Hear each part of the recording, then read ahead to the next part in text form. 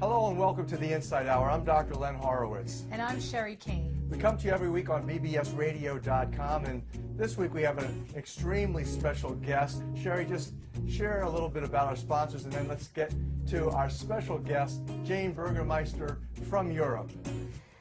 Well, I want to thank HealthyWorldStore.com for your amazing products, keeping people healthy throughout the season. Visit HealthyWorldStore.com. Also, partner with us at HealthyWorldAffiliates.com. It's really easy. You can just go sign up. It's completely free, and you get discounts on the products. To get additional discounts on the products, become a Healthy World Ambassador by going to HealthyWorldAmbassadors.com. Also, if you are a musician, go to 528records.com and upload your music. You'll be eligible for 60% royalties on any music that anyone donates for our music library. So go to 528records.com. Also, we have 528radio.com. It's 24-hour listening. So please help us today by donating as well. If you can go to 528radio.com, we need to keep our servers coming. And you have amazing music to listen to. If you have a record collection, you can also upload it to 528records.com. So every week we cover the worst of the worst news and the best of the best news on the Inside Hour. And this week we're really honored to have with us, calling in from Europe, Jane Burgermeister, who you may know is the most advanced journalist in exposing H1N1 and H5N1 swine flu fright frauds.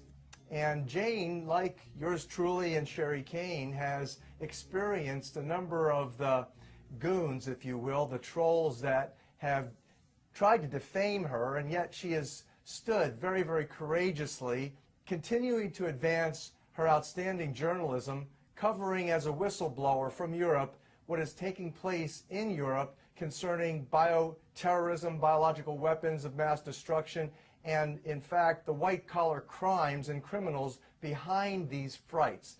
So without further ado, let me introduce you to Jane Burgermeister. Hi, Jane. Welcome to the Inside Hour. Hi, Jane. Hi, Len. Hi, Sherri. Nice to be on your show. Well, it's an honor to have you here. Jane, just share a little bit briefly about yourself, and then share a little bit about how you got started in dealing with investigations of flu frights.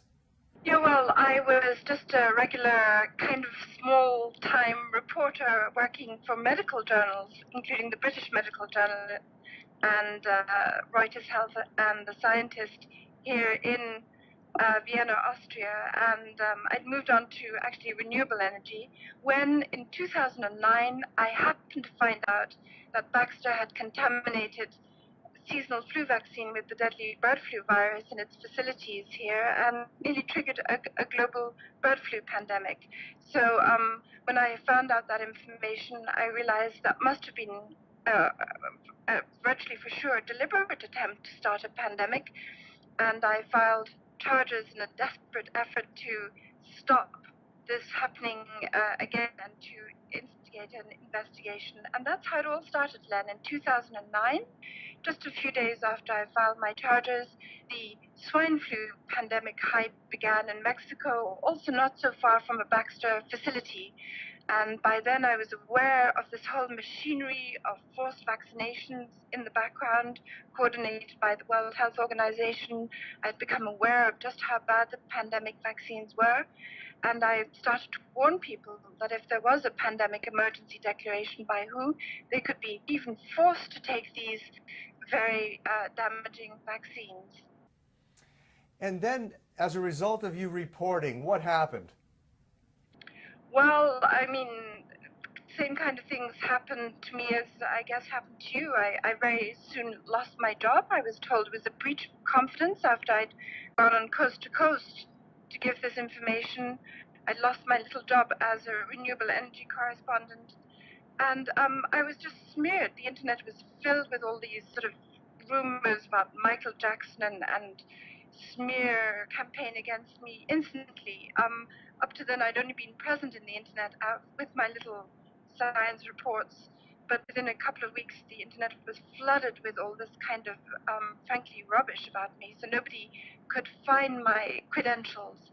And 2010, after I'd kind of what I'd said had been proven to be accurate, the governments of Norway, Ireland, Sweden, Finland had all confirmed the vaccine was damaging, causing narcolepsy and other autoimmune diseases.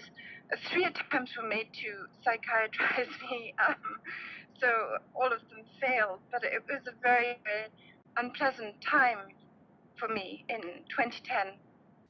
I can appreciate that. We've been through a tremendous amount of harassments and defamations, and that it's a standard, what's called COINTELPRO operation, to mount these kinds of disinformation and propaganda campaigns against legitimate whistleblowers. And it's all done for commercial gain. It's done, in fact, in the United States, it's called antitrust, to keep us as alternative healthcare professionals and as whistleblowers that are trying to bring truth to light and reel in the illegal activities of the pharmaceutical industry, that we are consistently harassed, defamed. And the most damaging thing, I think, Jane, is that people out there don't know what to believe. They don't know who to trust. There's so much of the disinformation going on. And so when these people come out and they try to discredit us, then there's certain people that may believe certain things, and then all of our research just goes down the tubes for people that don't really know us or don't have any idea on who to trust, because it seems like the people who get the most media coverage are the ones that are the most trusted, even though they shouldn't be, but they are. You know, and Jane, you've experienced this kind of attack too. What is it that you think, as a journalist, they are accomplishing by their constant degrading and defaming, as well as discrediting everything and everyone, even themselves? Well, I have to be honest, Len, and say, when I look at the facts, I don't think they're accomplishing a lot, because in 2009, very few people in Europe actually took the swine flu pandemic vaccine.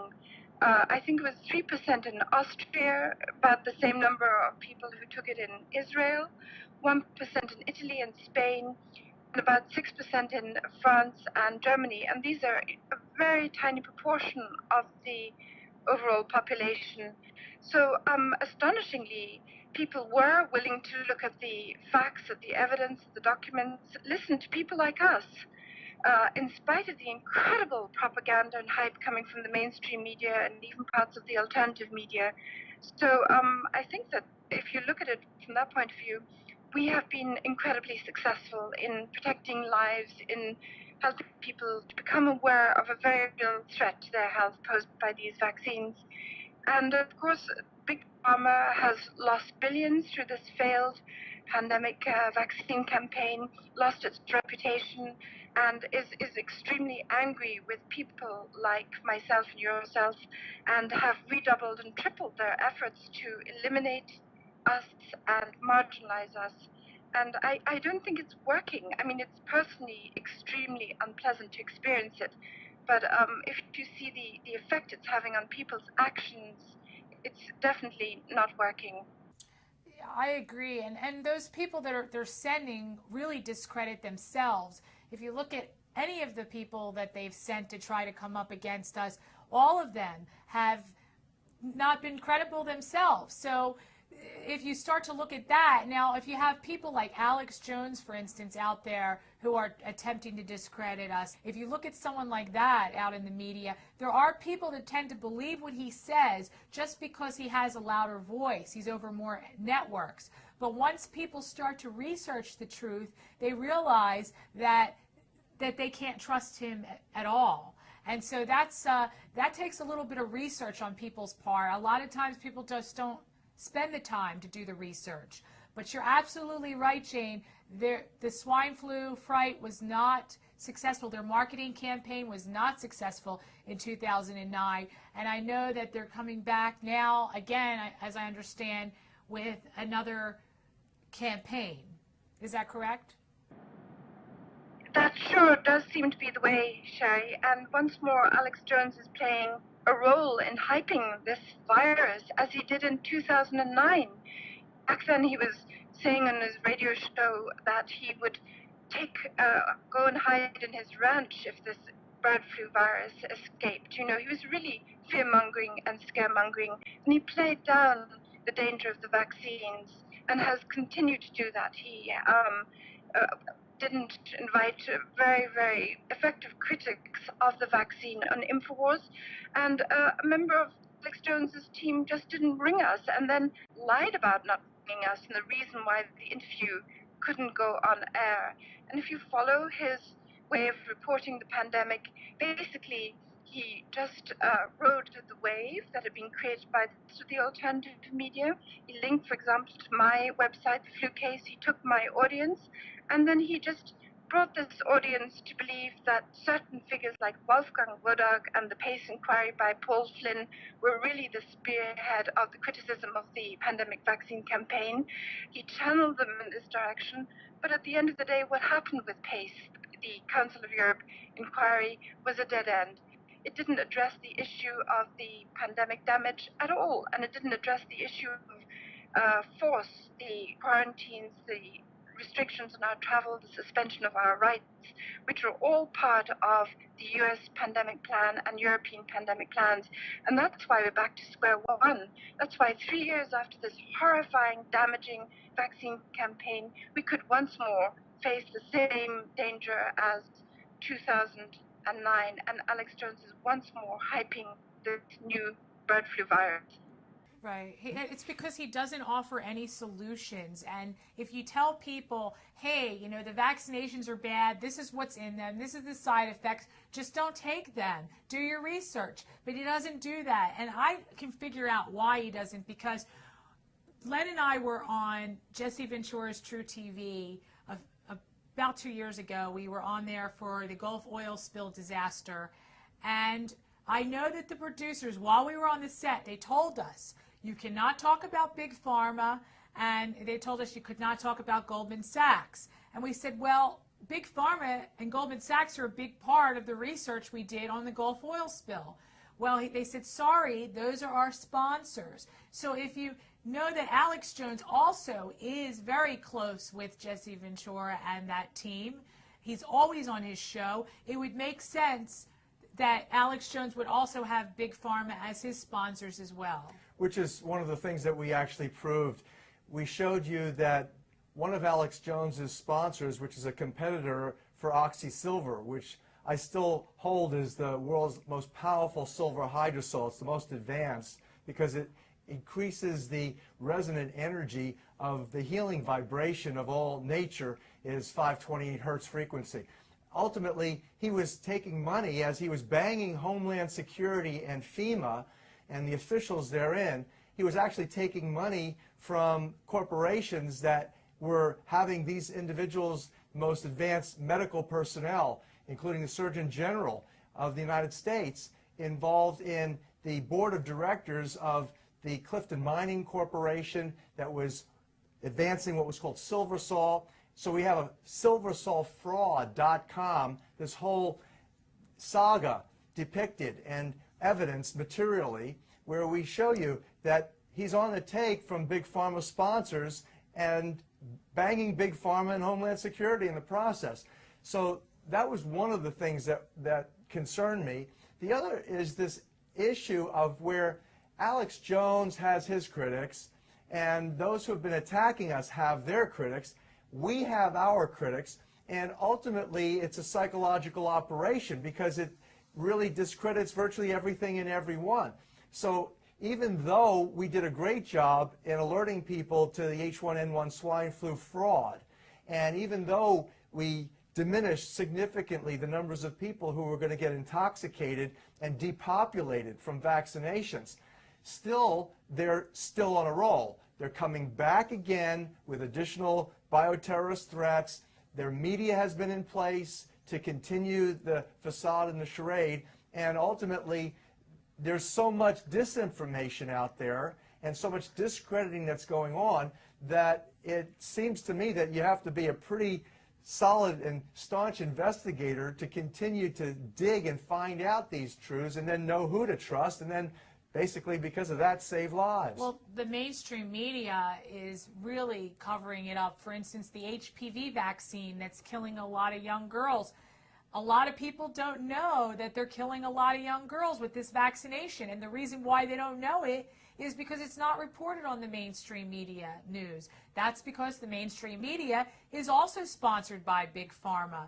And so they're one and the same, actually, if you study the Partnership for New York City, which so many people have not even looked into. The Partnership for New York City really connects the dots between the banksters, the Big Pharma, and the mainstream media. And we've exposed them. And so, very important. And so as long as you don't know those connections out there, folks, this is why you're missing the big point. If you start to study it, you'll realize why you never hear on the mainstream media all the dangers of vaccinations, and why you don't hear all the reports of all the deaths of all the young girls and children and babies that are dying because of vaccinations. And you have people like Rupert Murdoch, whose family is intimately connected to Merck Pharmaceutical Company. His son James Murdoch is on the board of directors of SmithKline Beecham. They are the main vaccine producers. His family, also Elizabeth Murdoch, runs the Women's and Children's Hospital in Melbourne, Australia. So there's a heavy investment not only in the media mogul Rupert Murdoch from News Corp that runs everything from Fox News to HBO and the Wall Street Journal, to others, for example, Reuters. Europe's top virtual mouthpiece for British Secret Service is Reuters. And the fellow there who runs Reuters is a Merck Pharmaceutical Company director as well. So you've got mainstream media intimately connected to Big Pharma, and that no wonder you're not getting the truth told concerning the risks to public health. Jane, what is your concerns regarding the potential for the recombinations of the materials that Baxter had? You had found that Baxter had H5N1, the bird flu that kills 60% or so of the numbers of people that it infects, and the potential for that recombining with the H1N1 or some other flu that's circulating. Are you concerned about that? I have to be honest and say I'm not, Len. I think this is a lot of hype. The reality is, if the globalists really create this deadly virus, and if they can get it to spread it in the real world, not just in their labs, then it's going to get out of control and they're going to be victims of it themselves. I think the main danger remains the vaccines. These are something the globalists can control. Big Pharma can control who takes these vaccines.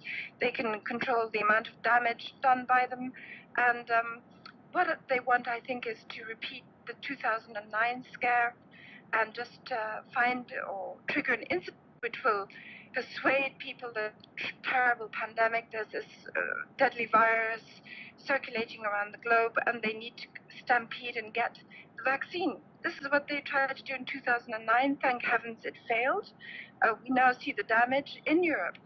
4 governments have confirmed that the pandemic vaccine caused narcolepsy, an autoimmune disease, mainly among young people.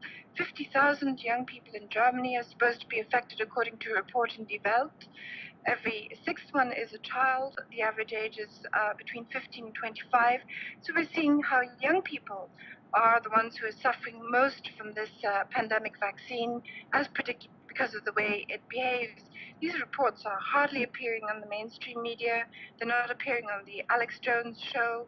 People are getting the false impression that the virus is much more dangerous than the vaccine yet again. Well, I can appreciate that position, and I pray that you're accurate in your prediction. My concern, however, is what happens now where potentially we have an economic collapse both in Europe and the United States. And, you know, it's always been where you have economic crises and wars and matters affecting public health and safety, such as food shortages and water shortages because of the economic depressions, that you've had hideous outbreaks. That's been traditionally so throughout history. My concern, and I wonder whether you would also share this, is that if they wanted to literally reduce, let's say, 60% of the population fairly rapidly, and there certainly is some economic incentive for doing that, because if we're engaged in now economic hardship and you have potentially revolution happening in the streets, so there is an incentive to reduce populations because smaller populations are simply easier to control. Would it not make sense that because they hold the cures themselves, such as the advanced silver hydrosols? I personally don't worry about any of the flu for two reasons, because number one is I feel that the Holy Spirit in me is so powerful that I can literally ward off anything by prayer and faith. Number two is I have the most powerful silver hydrosol on the planet. So that's likewise in the hands of NASA. It's likewise in the hands of Rupert Murdoch and David Rockefeller and the Rothschilds and all the most powerful global elite. They have that access. And same thing with Rothschild wine. Most people don't understand it costs $50,000 a bottle of vintage Rothschild wine. Who can afford that but the global elite? So I don't believe that they operate like we do, nor are as susceptible as impoverished people. So is that a possibility, Jane? What do you think? Well, I think you could be right. They, as individuals, could have all these measures to protect themselves. They live in their island, they're well fed, their immune systems are strong. But I think if they're looking at the globe and trying to control the collapse of society, the collapse of populations, I don't think they want this uncontrollable virus out there, because it could start killing their policemen, their whatever, you know. So I think that they're looking to try and collapse it in a way they can model and predict what the outcome is going to be. And this is vaccines. Vaccines, you can say, and we do see now, can damage people in a certain way, causing narcolepsy, brain damage, and sickness and illness. So from their point of view, I think that's a more efficient way of doing it. And that's why they constructed this monolithic vaccine machinery in the background from year 2000 onwards. I think there are a lot of problems with these viruses. You know, they don't circulate so well in the wild. It's very difficult to infect people with them. Even this new paper or whatever hype about the virus allegedly engineered by Osterhaus and Ron Fouchier describes a experimental setting where ferrets are actually more or less given huge swabs of virus and forced to inhale it inhale it in this way before they're infected, and they survived the whole thing. So we're pretty strong. Human beings are strong. I agree that when people are weakened by stress, by lack of food, and worry, then they become much more susceptible, not just to infections, but also to these vaccines. People who are weak state, like, for example, in Africa, when they have to take these poisonous, toxic vaccines, then they really are rapidly damaged and suffer from the consequences. That's my take on it, Len. Have you heard about the Promise software, Jane? Sorry, what's that, Sherri? The Promise software? You know, there's a couple things. Yeah, there's an advanced computer capability to analyze and predict well in advance the number of recombinants that viruses can create and the type of pathogenicity and its ultimate deadly effects on what percentages of the population. Actually, this software was stolen from people that worked within the government, and then it was investigated by a journalist. His name was Danny Casolaro, and he was attacked by some of the same people as us, Jane, and he was murdered. They'd made it look like a suicide. They cut his wrist really deeply. He never liked to get a blood test, so he wouldn't have killed himself that way, but he did warn his brother that he was getting calls late at night. We believe it was probably from some of the same people attacking us now, but he was just a journalist who stumbled upon this when this couple came to him and said that their software had been stolen, and they wanted a journalist to investigate it, and they investigated it. What was really, really important about this software was that it could predict pandemics. Allegedly, it could also predict how many people the virus could kill. They wanted to predict how to calculate it to make it worse. It's also been implemented in Obamacare. It's called Promise as well. Yeah, that's a couple of things that are of interest. We've had a Supreme Court ruling in the last week which mandates for allegedly constitutionally as a tax required health care via Obamacare, which is called Promise. And the software that Sherri's talking about that does all this for the healthcare industry is likewise called Promise. We don't believe that that is a coincidence. Are you familiar with that software, Jane? I'm afraid I'm not familiar with the software. I'm a little bit familiar with the whole idea of, recombination and mutation. I just going to, I think in 1918, the Spanish flu pandemic, as far as I understand, this was also triggered by vaccinations at that time. And obviously, if you inject people with a virus into their bloodstream or whatever, you're going to get mutations, more and more virulent mutations emerging. And one of the most virulent versions was supposed to have been found in the Arctic, I think by Jeffrey Taubenberger in the 1990s.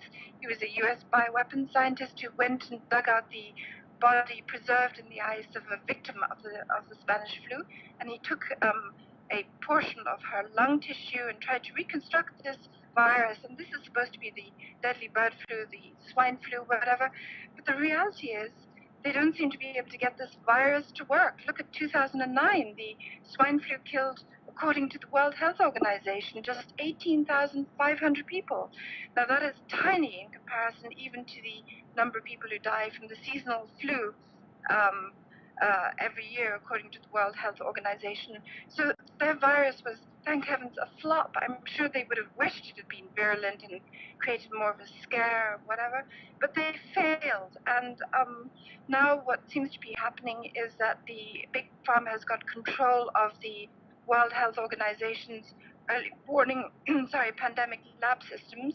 They can hype this virus at a much earlier stage already, and no doubt try to find the most virulent combination and put it into the vaccines. So I still think that the technological abilities of this globalists are not as great as they keep trying to claim, as we saw in 2009. Do you believe that they want people to get vaccinations, not possibly to kill them or to give them the flu, but to give them diseases that people will become dependent on their drugs, on Big Pharma's drugs, or even not right away, but maybe later on down the pike it could cause cancers or things like restless leg syndrome and restless eye syndrome and all these different new diseases they create. New diseases that need new medications that they can recommend, therefore sell new drugs. Is that a probability that that's really what they're out to do? Well, I mean, I think they have many aims. One is to depopulate the planet. The other is to make a profit while they're doing it.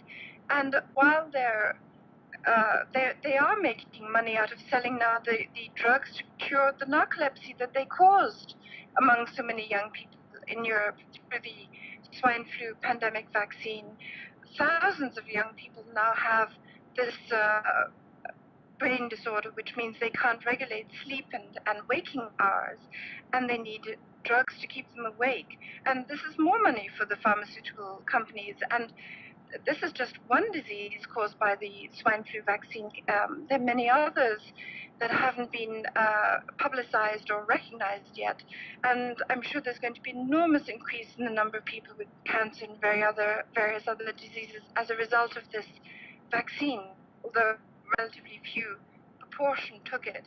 And this is all profit for the big pharma. They make huge sums of money. There was a book in Germany written by a Dr.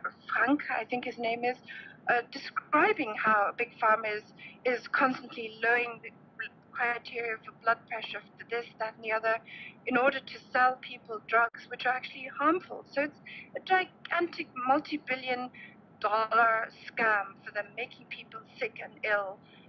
Yeah, that's for sure. For those who don't realize what is in vaccines that might cause all these horrible illnesses profitably for the drug cartel, you've got foreign RNA, foreign DNA from bacteria, viruses, fungus, yeast, chicken embryo, bovine fetal serum, monkey kidney tissues, and with smallpox, it's cow pus.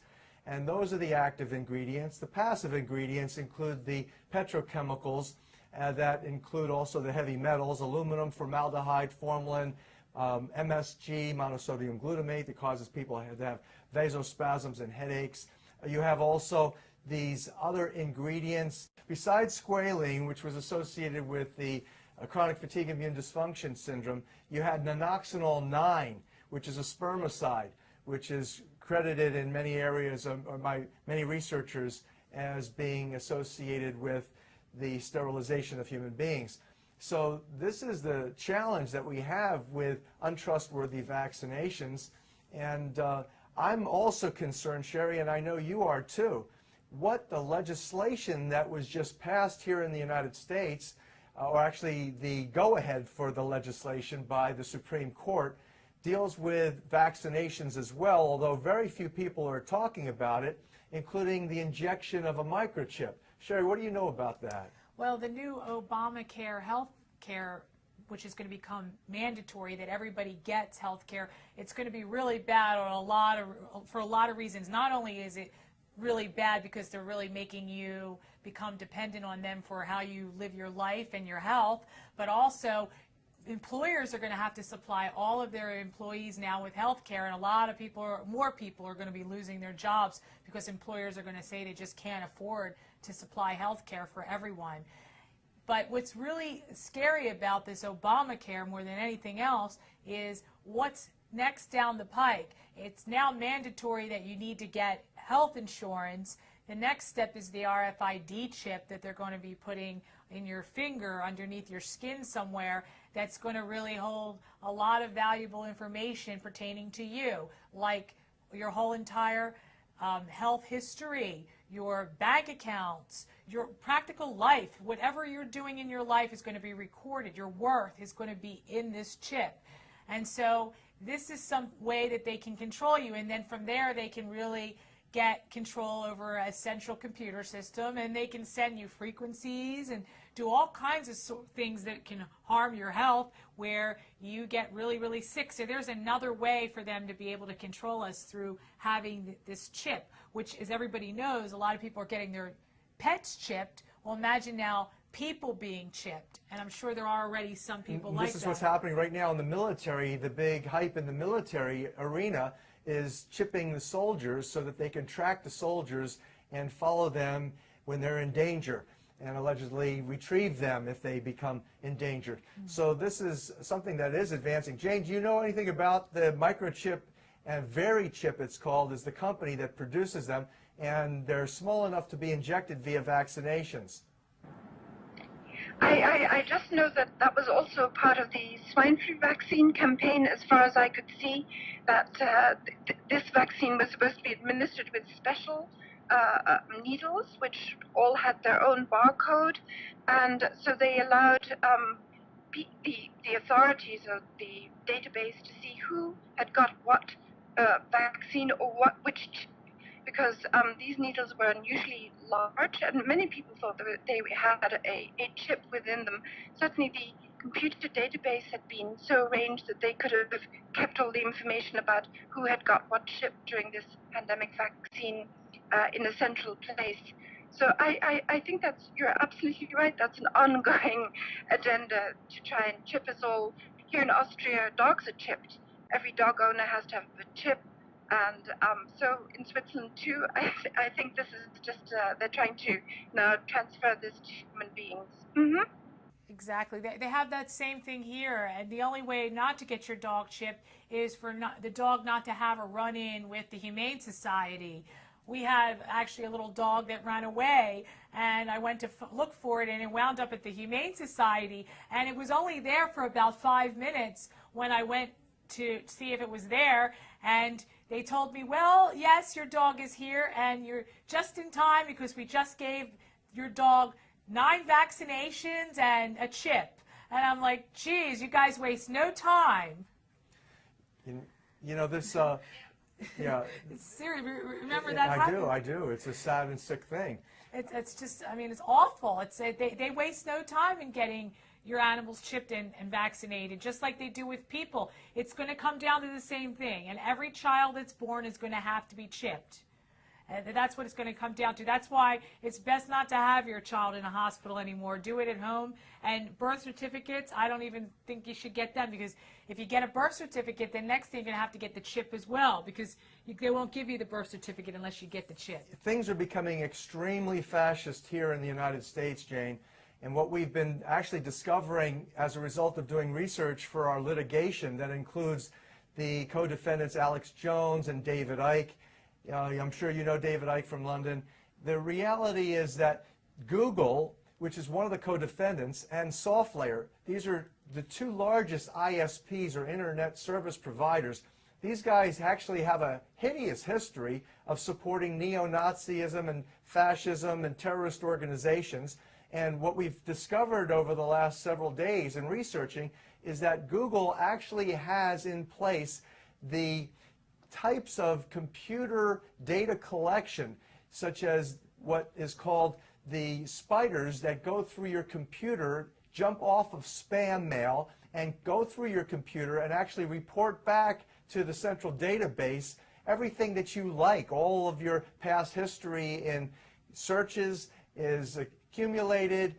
From that, they assess what your attitudes are regarding certain aspects of the market and commercial opportunities. How much money you have in your bank account? Well, that's another thing that they have increasingly, and that's actually what they're actually stating with regard to why they want to microchip the people in the healthcare agenda, is they want them to have access to the funds in case they go beyond what the allowances are. So the co-payments for the insurers are made from the bank withdrawals directly from the patients, and they need to have that on a microchip, they're claiming, in order to administer this program appropriately. So all of these are gross concerns today, and I agree with you wholeheartedly. I believe that vaccinations are the primary genocidal weapons, and I believe that combining the two, a vaccination capability with a microchipping capability and a data collection through these electronic systems that are now easily stored on the microchips, the nanochips, as well as these huge, like Promise software type of mega computer databases. Ultimately, you have the elements of the most advanced fascism that the planet has ever seen. Well, that certainly is true, Len. And I'm talking about Nazis. I mean, in my case in 2010, one of the people who tried to confine me was a researcher called Lucas Kenner, who worked also for the Ludwig Boltzmann Institute, which has a very clear history connected with the Nazis. I mean, this was an institute which gave Heinrich Gross, one of the Nazi eugenicist doctors, his own institution in the 60s. And sitting on the board of this Ludwig Boltzmann Institute are bankers, industrialists, media stars, little Austrian equivalent. And obviously you have to ask yourself why this Lucas Kenner, a doctor who was perfectly capable of reading all the evidence and the documents that I presented to argue my case about the vaccine, was so in such a hurry to confine me in 2010. He never met me. There was no real personal motive. He was clearly under instructions from some higher power. And who are these higher powers? Well, if it's connected with the Ludwig Boltzmann Institute, you can see a direct connection here with the Nazis of the Second World War and their experiments on people. So that's quite clear in my case. You know, this reminds me of what happened to us and the people that were attacking us that were white supremacists and racists.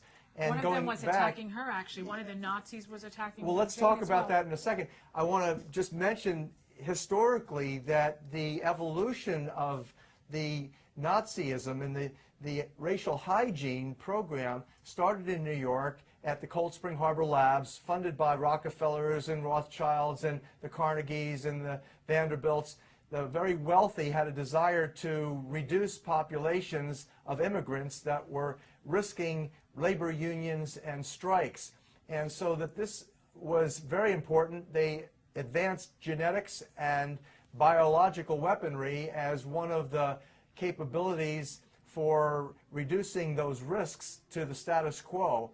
And Hitler actually got his racial hygiene program via the Rockefeller funding of the Institute for Eugenics and Anthropology, Kaiser Wilhelm Institute for Eugenics, Anthropology, and Human Heredity in pre-Nazi Germany.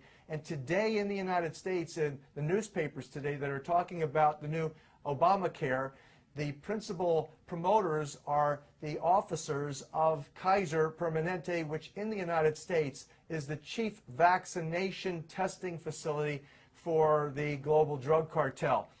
Now, given that, Sherri and I believe you, Jane, have something in common with a man by the name of Dr. Truott, who's neither a doctor, he's a fraud, but what's fascinating to me is that he is leading a group of white supremacists that actually promote the ideology of the Ku Klux Klan. It's called Christian identity. It's neither Christian, it has nothing to do with Christianity. It's the direct opposite of Christianity, but that's part of the psychological operation and the twist to make you believe that this is actually Christian, and where this doctor is a fraud. He doesn't have any legitimate degrees. He calls himself Dr. Truott, and that's not even his name. It's Alma Siot, and he's not a doctor. So I wonder if you could share something. What's your experience with Dr. Truott, Jane? Well, really terrible, then. I mean, when I began this in 2009, I wasn't aware of COINTELPRO and how it operated, and I quickly realized Dr. Truott is one of the most, frankly, evil people I've ever come across. Once he called me on his radio show, and he began reciting parts of the Satanic Mass. And there was no real reason for it. It just seemed to be something that he wanted to broadcast. And he vilified me, he defamed me, he was extremely virulent in his attacks against me very early on for no apparent reason. Theoretically, we're working for the same cause, but all of a sudden, as soon as people start to listen to me or I get a bit more publicity, this guy just turned 180 degrees and began defaming me and harassing me. And that's a typical COINTELPRO tactic. I agree. We're dealing here with people who use the word Christianity and have no concept even of what God means. They're just seeing other people in terms of animals, biology, and deciding this little group of people is worth more on some spurious biological level than the other groups of people, and absolutely ignoring the basic commandment of religion, Christianity, of all religions, which is to treat other beings, other human beings with dignity and encourage life. So we're dealing here with Satanism, with an evil, destructive force that refuses to recognize the preciousness of life and that it comes from God, and only God can take away what he has given. Exactly. Well, I have a take on Dr. Truott. I never said this about anyone before, Jane, but I think somehow he could be some sort of a clone. He doesn't seem human to me. There's a lacking of human consciousness. It's almost like I call them mental zombies. He has no consciousness, and he can go from nice to really, really, really demonic in a matter of seconds. It's like a switch. It's like a fractured personality. You know, subpersonalities, they have different people that they identify with different skills. And I think that we've seen that in a number of Truott males. And not to make him the feature of this conversation, because he doesn't deserve that, but there is this concept of taking a legitimate whistleblower and defaming them, discrediting them after you become friends with them. And that's happened to me a number of times. You just mentioned that it's happened to you, Jane.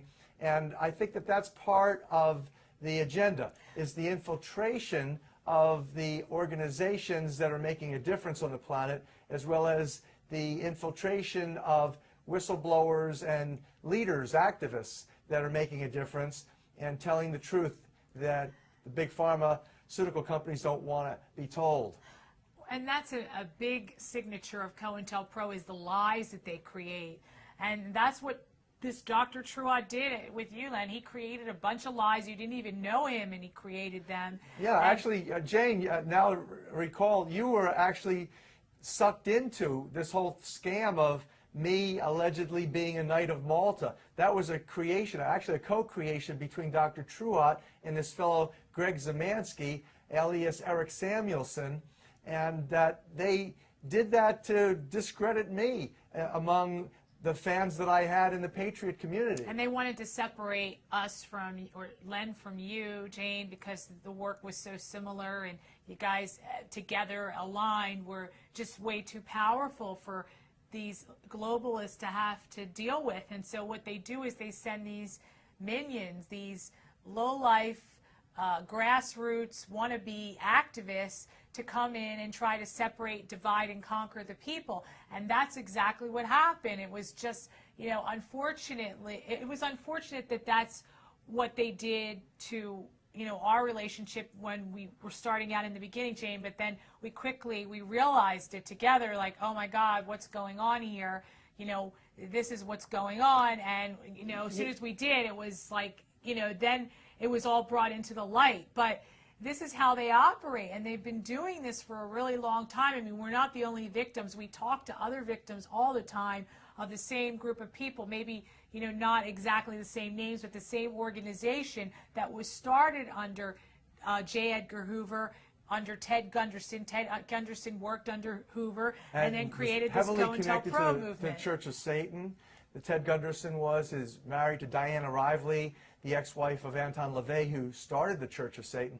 These are the literally lacking consciousness, lacking spirit of these individuals who are attacking people, heroes like Jane, like Sherri, like myself, people out there who are trying to do great work and save lives. We are constantly under attack by the trolls, they call them, on the internet. And one thing to know about the legal complaint that we filed, Dr. Truott is a co-defendant in that legal complaint, and really what happened is that they had set him up with a natural health store just like Len's, back around right after you created yours. So it's a competition, but it's also like what Jane you were talking about, the vaccinations and the risks of viral mutations, and I came out with the book years ago called Emerging Viruses, AIDS and Ebola, that has been a huge seller and a big effort to support the vaccine risk awareness movement. They created then, with Alex McGowan Studer and Truott, they created labvirus.com, of course, to take the public attention off of what we were doing and give this fraudulent substitute. So that's why the psychological operation of COINTELPRO advances. And then they use educate-yourself.org to just exploit their propaganda. And people need to know what sites are COINTELPRO, because there are a lot of them out there, and sometimes they do offer information that seems legitimate. A lot of times it's even sometimes 80% truth with all the other stuff mixed in, so you don't know what to believe. And that's really the hardest part that people have to deal with, is what's, you know, who do I listen to? Who do I believe in?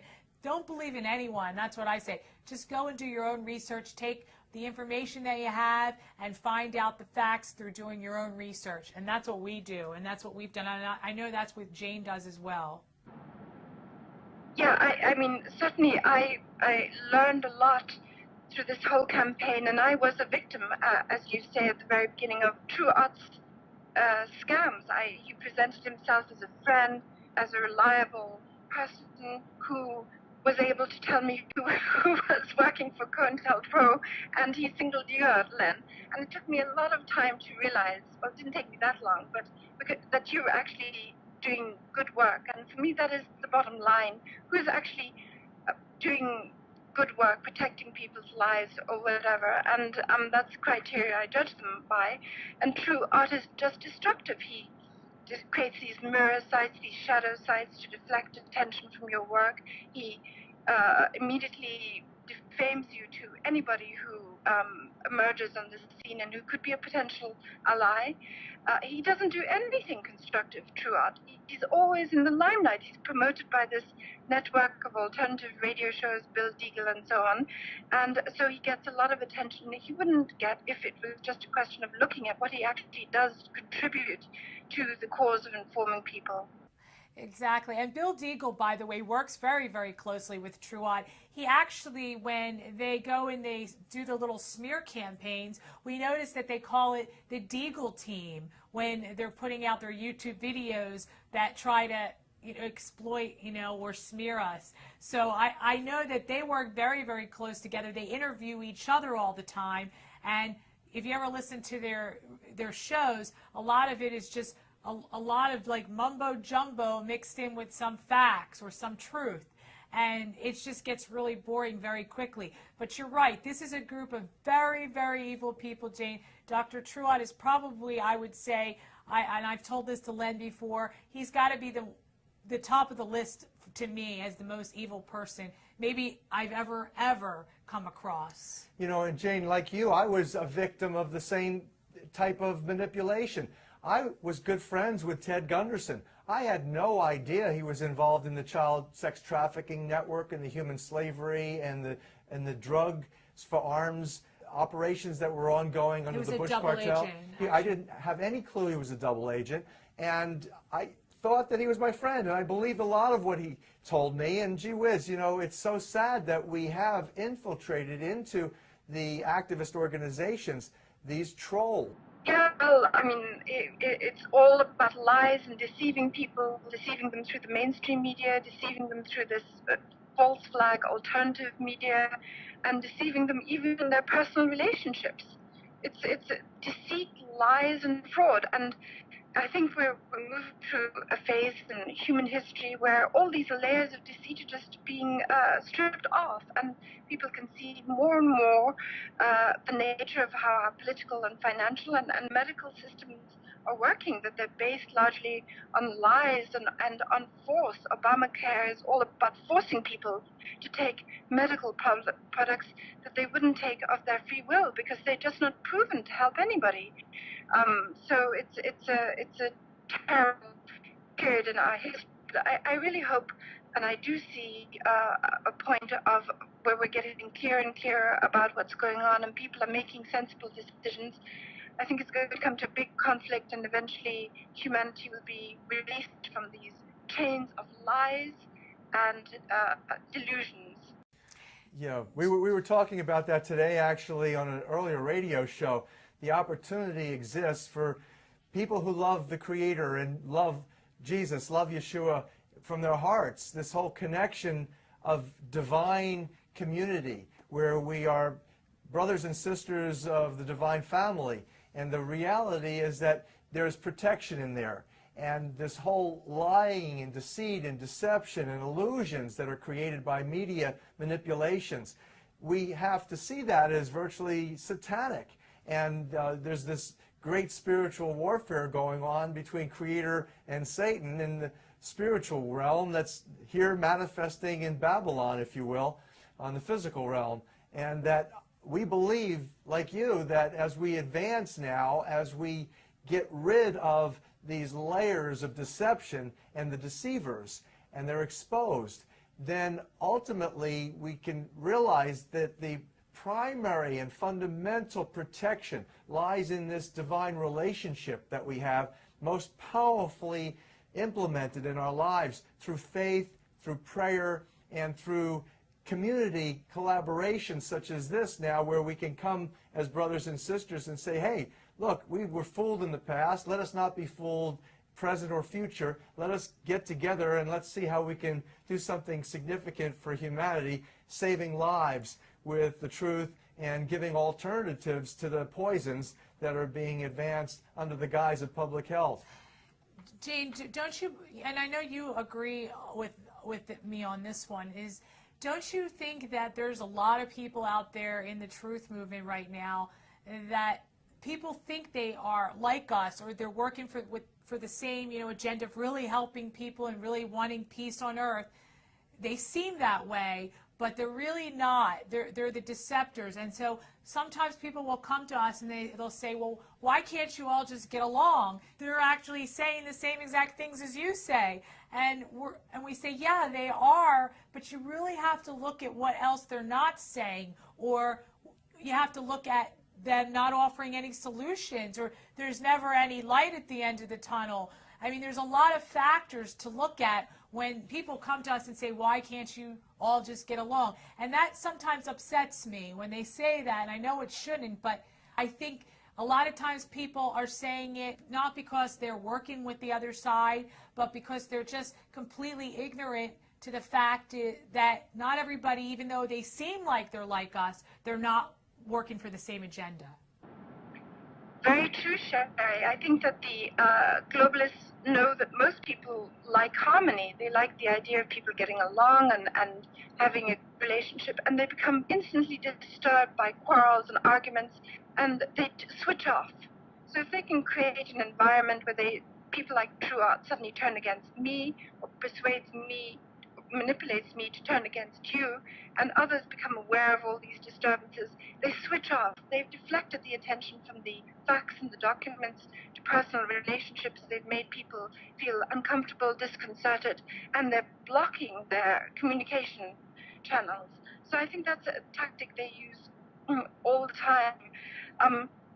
Just to go back to what Len was saying, I think we are stripping away all the layers of deceit and getting to the core of reality. And I agree with Len. I think the core of our reality is that there is a God. And I was just reading in the newspapers and the media in the UK that the God particle, the so-called God particle, is actually now being more or less found by CERN. So we even have a sort of scientific basis now for saying that there is this intelligence, this universal intelligence ordering our universe and penetrating our spirit and guiding us. And I think this is going to be the ultimate truth which emerges from all these lies, that we're not alone, God is with us, we don't have anything to fear, we don't have to fear the globalists, and we don't have to fear death. I are protected. I applaud that. By this divine relationship. Beautiful, beautifully said, sister. That is awesome. You know, Sherri and I have had a number of discussions about 528 hertz frequency, which I am advancing and has a tremendous amount of support in the scientific realm for advancing that as the frequency of love. And if you understand intelligent design by the fact that all the botanical world chose chlorophyll to resonate to, that's 528 nanometers, and that's linked to the sound of 528 hertz frequency, and that's the heart of what's called the musical mathematical matrix of creation. And if you understand that is being administered by virtually a master conductor, master composer of the universal orchestra, constantly singing love songs to uplift humanity and sustain us, and it's just like this magnificent time in history where we have this capability to advance this technology, divine, into creating peace on earth. We can recreate all of the energy systems. We can create free energy. We could go back to Tesla technology and advance it with the fundamental mathematics of the ancients. We're talking about Plato, Pythagoras. This is the real Da Vinci Code. And so given that this is the primary reason they started to attack me, my name went on that list, Jane. We have two reasons for that. Sherri shares one. I share the one about the Knights of Malta. They put me on that list in 2007 because that's the year that I published the book, Love, the real Da Vinci Code, and decrypted the real Da Vinci Code that has everything to do with proving creationism, proving we have a creator, proving the creator loves us tremendously, wants to sustain us, wants to uplift us constantly for his ever giving, forgiving, forgiving, forever giving, everything from air and water, the things that sustain us, and that man has fallen off of the basic fundamental truths. You know, man's laws simply have to reflect the Creator's laws. And if we start to legislate and require human behavior based on man's laws that reflect God's laws, we'll be out of this mess in no time. And so that's one of the things that I celebrate currently, is this wonderful understanding of how the music can set us free. Literally, the 528 love frequency, which is why we're putting all this money and time into 528radio.com. You know, we've been supporting it for years now. It hasn't made one penny. You know, we put tens of thousands of dollars into it. Why? Because it makes sense. If we're going to get out of this mess, we need to open humanity's hearts. We need to reconnect ourselves to the divine creator that sustains not only we the people, but everything in the universe. And once we do that, and we basically come into harmony with divinity, that's where we will have the opportunity to really do justice to our power to be co-creators of a better world.